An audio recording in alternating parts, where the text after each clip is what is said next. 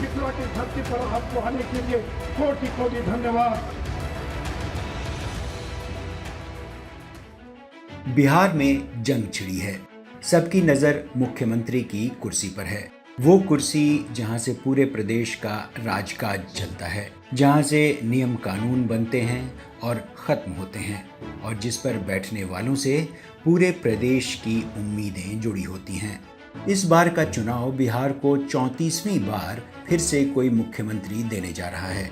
वैसे अगर नाम से देखें तो कुल मिलाकर अब तक 24 शख्सियतों ने बिहार की इस कुर्सी पर बैठने और सत्ता चलाने में कामयाबी पाई है।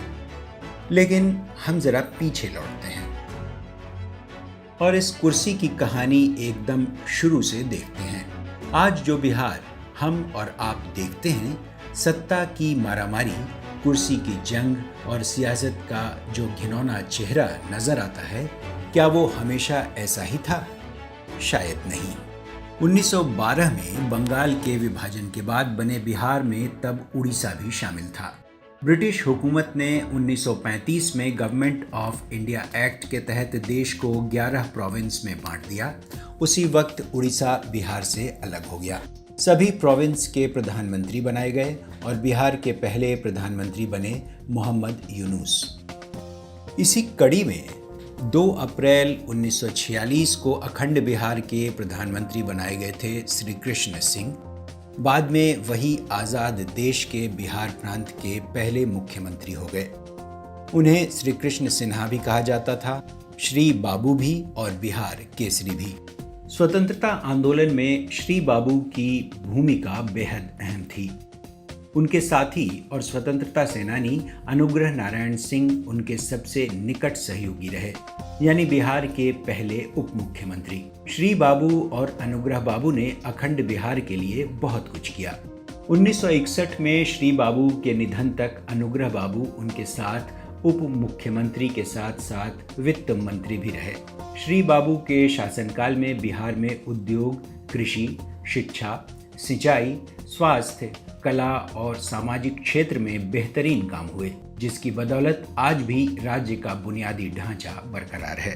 चाहे वो आज़ाद भारत की पहली बरौनी ऑयल रिफाइनरी हो, बरौनी और सिंदरी में देश का पहला खाद कारखाना हो, हटिया में एशिया का सबसे बड़ा इंजीनियरिंग कारखाना भारी उद्योग निगम लिमिटेड यानी HEC हो, पूसा का एग्रीकल्चर कॉलेज हो, बिहार, भागलपुर या रांची विश्वविद्यालय हों। ऐसे तमाम उदाहरण हैं जो शुरुआती बिहार के विकास की कहानी कहते हैं। इसीलिए श्री बाबू को आधुनिक बिहार का निर्माता भी कहा जाता है। आपको जानकर ताज्जुब होगा कि जो बिहार आज देश के पिछड़े राज्यों में गिना जाता है, जिसे पूरे देश में हेय दृष्टि से देखा जाता है, उसी बिहार को संसद की ओर से नियुक्त फोर्ड फाउंडेशन के मशहूर अर्थशास्त्री एपेल्लवी ने अपनी रिपोर्ट में देश का सबसे बेहतर शासित राज्य माना था और बिहार को देश की दूसरी सबसे बेहतर अर्थव्यवस्था बताया था। जाहिर है तब राजनीति का ये चेहरा नहीं था।